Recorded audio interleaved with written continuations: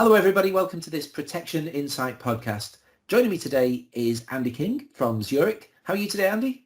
I'm good, Vincent. Hope you're well. Good. And in this podcast today, what we're going to do is take a look at how to write a protection policy into a Zurich discretionary trust. Now, to do this, Andy, we're going to actually focus on the trust deed, which is the paper deed. That's what you print off your computer. But you actually do have an online system, which is really great for new business. Do you want to just tell us a little bit about that, Andy? Yeah, so for all new business, we'd really point you in the direction of the online system itself, because that will be completely signature free. You will always get the right trust for what you need as well. But today we're obviously going to be looking at policies that are already up and running and how to write it into a paper trust after sale. So the process that you're about to see today on paper, it is replicated on the online system. So just think of that as any new business, use the online tool. But if you've got policies with Zurich which are already enforced, then you'll need to pay attention to this podcast and this process. The difference, I guess, Andy, is that there are no signatures on the online version. That's right, yeah. The online version is really quick and easy to do. It takes probably about 60 seconds. The paper version, as you said, it mirrors it entirely. The only difference is the signatures. Okay. Well, I'm on the advisor website, the intermediary website for Zurich. And can you guide me through, Andy, how to find the trust form, the correct trust form for this case study that we're going to look at today? Okay, the easiest way to do this is if you go right up to the top, you've got protection, document library, advice matters, etc. across the top in the black. If you click on the document library. Okay, and then if you scroll down, there are frequently used documents at the top, but let's just go right the way down to the boxes at the bottom, and then you'll see trusts on the right hand side in a blue box. If you click on that. Okay, and I can see here, Andy, you've actually got different trust deeds. We're going to look at a single life policy, so I guess that's the discretionary trust deed. You've also got relevant life, which isn't something we're going to look at today.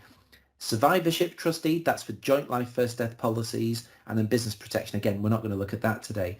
So if I click on the discretionary trust deed there and open up the PDF, there we go. We can see the Zurich badge at the top. Do you want to just guide me through any key points to look out for on this trust form, Andy? Yeah, of course. I mean, obviously it looks daunting at first. You'll see this has got 12 pages, but most of it is the provisions of the trust, so nothing that you actually need to complete yourself. Key parts, I would say, would be on the first page with writing on when the trust should and shouldn't be used. So this is really for either single life policies or for joint life second death policies only. It's not for the joint life first death, as you mentioned. We'd be looking at that with the discretionary survivorship trust. I think it's interesting when you look at this series of podcasts that we've been running with all the different providers. I think Zurich is the only provider to make that really, really clear in terms of when you're about to see two settler boxes, but actually that's because joint life second death. If we're talking about single life policies, of course, this is the correct trust form to use. Andy? Yep, that's absolutely right, Vincent. So if you would scroll down to page 7, that's actually the first part where you'll need to do any work on it. Okay, so we can scroll through these first 6 pages. Lots of rules and words around how the trust operates and functions. But as you say, Andy, on page number 7, this is really where we start completing the trust. So discretionary, as we know, means choice. That's discretion on behalf of the trustees. This is a trust deed, so this is the paper trust that we'll use for business, which is already in force. So can you guide me through how I get started with this page, Andy? Yeah, so the key point at the top, you see policy number there. We must have the PR number. So often when you apply for a policy with Zurich, you'll have a PAP number. Now that's the umbrella policy over it. Because you can put each different part of a menu policy into trust, you need to put the PR number in there. That's really, really important. Okay. And then you'll see you've got the person who's declaring the trust. And as you mentioned, there is an and in there for the joint life second death cases, but you just need to put the person in there who's actually declaring the trust at the outset. Okay, so I'll put the policy number in there, as you say, Andy. Also capture the name of my settler. That's the life assured. That's the client, John Smith. And I can see this box underneath here that says Box A, Settlers Benefits. It's nice and clear, but just talk us through that, Andy. So these are benefits that you may want to give away. very, very rare that we will see somebody giving away their critical illness cover to the beneficiaries. So we would assume that if all of these are not ticked, that the settler is retaining those. So the children's critical illness cover, they will get paid. Their critical illness cover, they would get paid. And the terminal illness and total permanent disability, they would get paid. Of course, it may be the case that they want to give away the terminal illness benefit if it was going to create an IHT liability. But generally, for a mortgage advisor, you could take on your terminal illness benefit yourself as long as you are then going to pay off the mortgage with that. So that would simply mean that the money is paid back to the settler in the event of a terminal illness claim. Like you say, you could pay off the mortgage. So makes a lot of sense there, Andy. Obviously, it goes without saying too that we're talking there about critical illness. This case study today is life cover. You'll see with some providers, split trusts are available for life or early critical illness policies. As you can see there, Zurich actually cater for life or early critical illness within this trust. So that's good to know. And if we move down to potential beneficiaries, Andy, Yeah. just talk us through this. Okay, so this is anybody that can benefit from this trust. As you mentioned earlier, it's a discretionary trust, so it's down to the trustees to decide who they're going to pay the money to. And it could be any one of these categories in there from A to E. So it could be a charity, it could be the spouse, children or grandchildren. Anybody there that's in that box B could benefit from the policy. And then you'll notice underneath box C is the default beneficiaries. This is really important for the customer to ensure that this is filled out so that trustees know who to pay. And it does say there for default beneficiaries. It's something that we've talked about on several of these podcasts, but it's nice and clear here. It says, do not leave this blank. So you've got to do something here.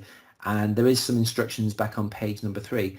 It also says if there's more than one beneficiary, also state their share, making sure the total comes to 100%. This obviously shouldn't include the settlers.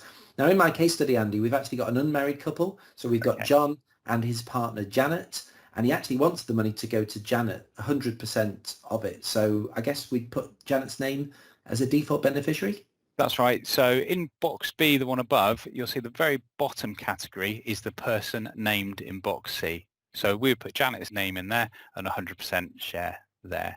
Now, of course, we do know that life changes. So it could be that we might need to change Janet in the future. Let's say that John and Janet get married and they have children and they want the kids to go in here instead. So all you would need to do in that situation is give us a call, tell us which beneficiaries you'd like to retire, what the percentage is of the new beneficiaries, and then we'll draw up a deed and send out to you for signing. It's really interesting because I think that is quite unique as well on the marketplace. So just to be clear there, if we do need to change a default beneficiary on a Zurich discretionary trust, we actually can do, can't we, Andy? Yep. Just give us a phone call and we'll take care of it for you. Fantastic. Okay, well, that's the first page where we complete some information. The next page is the only other page that we complete more information. So you can see at the top there, this is where it looks like we capture some signatures. So first of all, we've got the signature by the settler. So that must be John, the client, the life assured. That's correct. And the signature of witness. So we need a witness signature, name and address of the witness as well. But of course, if you're the advisor, you're independent from this process, so you actually can act as witness. So we get the signature of the settler, we'll get that witnessed, and then we'll move down to additional trustees. Now just talk us through what we're seeing here, Andy, in terms of trustees, additional trustees. Okay, so you've got space for 4 here. Some people want more, but it's quite rare, but you can put more than 4 on there. You just need to put their details on another sheet of paper. And all you need to do here is literally put the details of who the trustees are going to be. You'll see that there's a signature box for them, but there isn't a box for a witness. So we don't need those signatures witnessed. And we would always recommend at least 2 additional trustees, because then if there's a dispute, that both trustees do need to agree where the proceeds are going to be paid. But it's the minimum number of trustees 1, Andy. You could, yeah. Now, I can give you a little case study here. Let's say that John and Janet, obviously they're not married in this situation, but John didn't know who to put as a trustee, so he decided to put his mum down as a trustee, only his mum. However, mum didn't get on with Janet. So in the event of John's death, because this is a discretionary trust, she could decide to pay anybody in box B, our potential beneficiaries, not just Janet.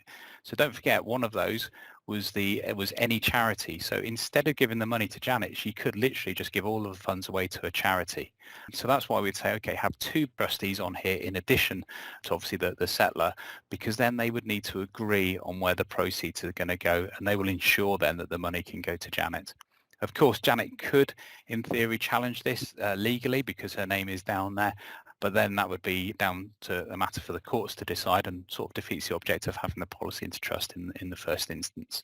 Yeah, absolutely. So you recommend in fact, with my case study, Andy, I've actually got three. I've got three additional trustees. One of them is Janet, but I've also got two independent additional trustees beyond that.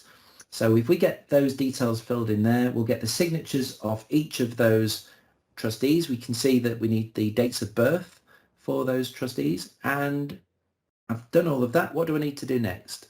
All you need to do then is pop it in the post to us. And if you go onto the protection website where you started, there's a contact us page.